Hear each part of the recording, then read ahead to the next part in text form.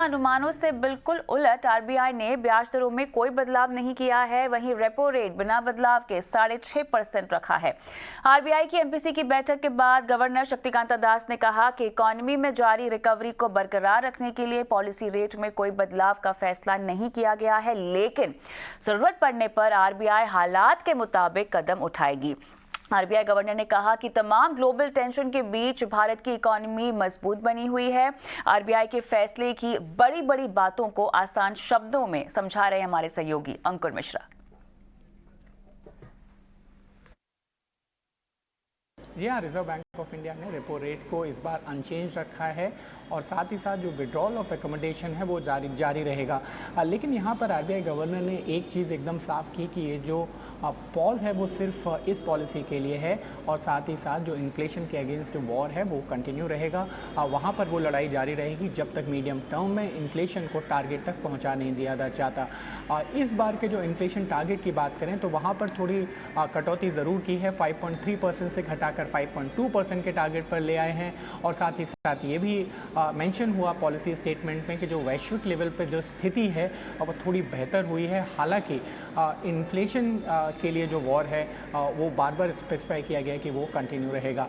इसके अलावा कुछ कंज्यूमर सेंट्रिक अनाउंसमेंट्स भी किए गए reserve bank of India governor की तरफ से। इसमें जो एक अनक्लेम डिपॉजिट्स की जो समस्या थी डिपॉजिटर्स की, वहाँ पर ख़त्म करने की कोशिश की गई है और इसके लिए एक वेब पोर्टल को लॉन्च किया जाएगा जिसमें डिपॉजिटर्स अलग अलग बैंक्स के अपने अनक्लेम डिपॉजिट्स को वहाँ पर सर्च कर पाएंगे और बाद में उनको क्लेम भी कर पाएंगे। इसके अलावा जो प्री सैंक्शन क्रेडिट होता है बैंक्स के लिए, वहाँ पर यूपीआई का यूज़ होगा। अभी तक यूपीआई का यूज़ आपको याद होगा रुपए क्रेडिट कार्ड तक सीमित था और अब इसको और इन्हेंस करने की कवायद की जा रही है। और साथ ही साथ जो क्रेडिट डेटा वाली कंपनीज़ हैं जो आपको असाइन करते हैं कि कितना आपका स्कोर है, वहाँ पर भी जो ग्रीवियंस रिड्रेसल है उसको सुदृढ़ करने की आगे प्रक्रिया शुरू होगी और वहाँ पर भी कई सारे अनाउंसमेंट्स किए गए रिजर्व बैंक ऑफ इंडिया के गवर्नर से। चलिए, तो अहम बात है यहाँ पर अंकुर समझाते हुए, लेकिन अंकुर शुरुआत से ही आरबीआई एमपीसी की बैठक पर नजर बनाए हुए थे और एमपीसी बैठक के बाद आयोजित आरबीआई की प्रेस कॉन्फ्रेंस में भी वो मौजूद थे। उन्होंने आरबीआई गवर्नर शक्तिकांता दास से घरेलू बैंकों की सेहत को लेकर सवाल पूछा है। आइए आपको गवर्नर साहब का जवाब सुनाते हैं। With the emphasis which you have given on the pause, if I want to understand and take away from that in cricketing parlance, is it a pause like you're watching a good over, you want to continue watching it and then play the shot later, or this does not leave out the possibility that you will continue to make strokes if at all it is needed later? To use a cricketing parlance, it will depend on each ball. On a more serious note, we are watchful of how it is playing out. Monetary policy, as you know, is always forward-looking. We are watchful of the impact of the action taken so far. There are so many other external developments also taking place, both with regard to inflation, with regard to growth, and so many other things. So we will be watchful of the overall situation. And monetary policy being forward-looking, we will take further action whenever we think appropriate. So another question I wanted to ask, just one on SVB financial crisis. You have already given a statement earlier that banks need to be watchful. But in Indian condition, as a regulator, do you feel that such crisis cannot happen, at least in India? I think I'll pass it on. Thank you, Governor. I think Governor said in his statement that as of now, the Indian banking system remains sound and healthy, with strong capital and liquidity position, improving asset quality, better provisioning coverage, along with the improved profitability. Governor said in his statement also it's an evolving position, and we are living in an uncertain period. चलिए आगे बढ़ते हैं और RBI ने repo rate में कोई बदलाव ना करते हुए 6.5% पे इसको बरकरार रखा है। पॉलिसी के बाद हमने कई एक्सपर्ट से खास बातचीत भी की, जानने की कोशिश की कि इस पॉज के पीछे क्या वजह हो सकती है। आइए आपको सुनाते हैं। जो आरबीआई गवर्नर रिपीटेडली रेफरेंस दिया कि हमारे रेमिटेंसेस स्ट्रांग हैं, करंट अकाउंट डेफिसिट कंट्रोल में है, तो एक जो चैनल है जो इंटरनेशनल फाइनेंशियल कंडीशंस इंडिया को इम्पैक्ट करती हैं, उस चैनल से हमें बहुत ज्यादा ट्रबल नहीं मिली है। आप देखेंगे लास्ट 6 महीने में रुपी भी काफी स्टेबल रहा है, even when there is so much turmoil. और अगर आप फाइनेंशियल कंडीशंस भी देखेंगे, इंडिया की financial conditions have hardly changed.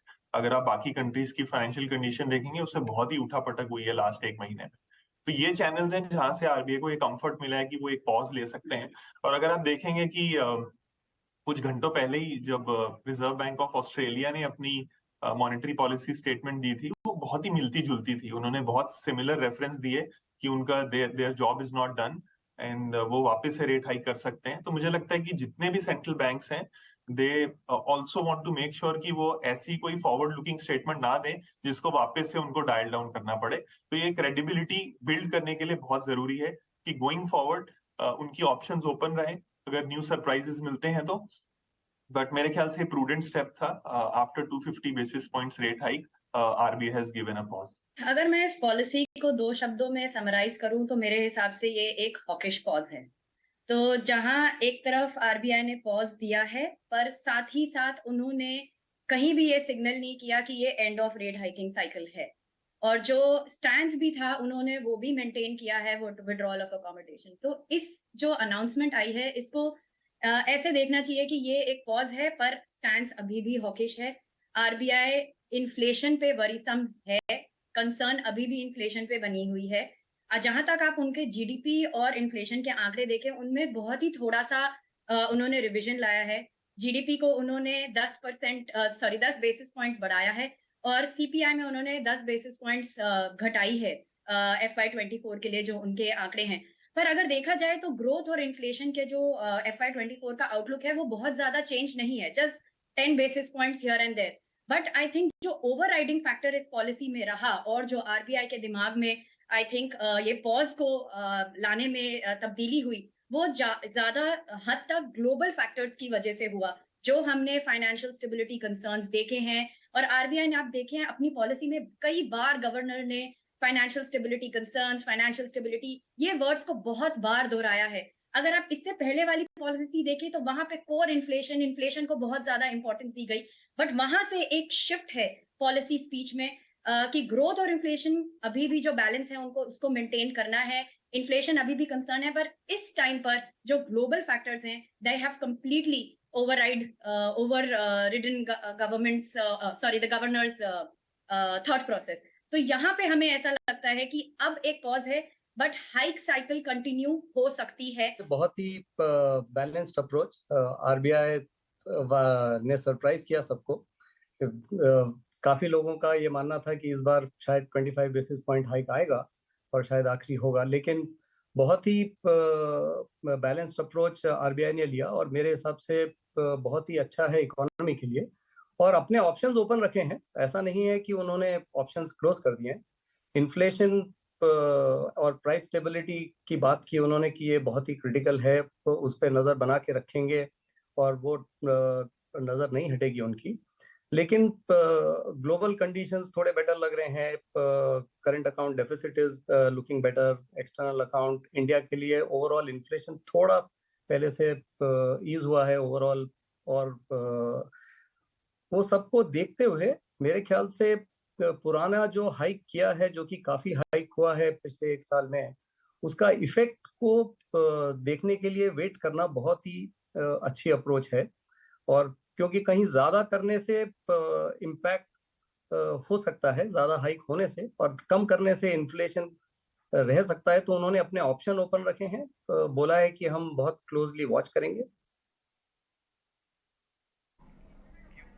चलिए, तो आरबीआई पॉलिसी पर ये थी एक्सपर्ट्स की राय। और अब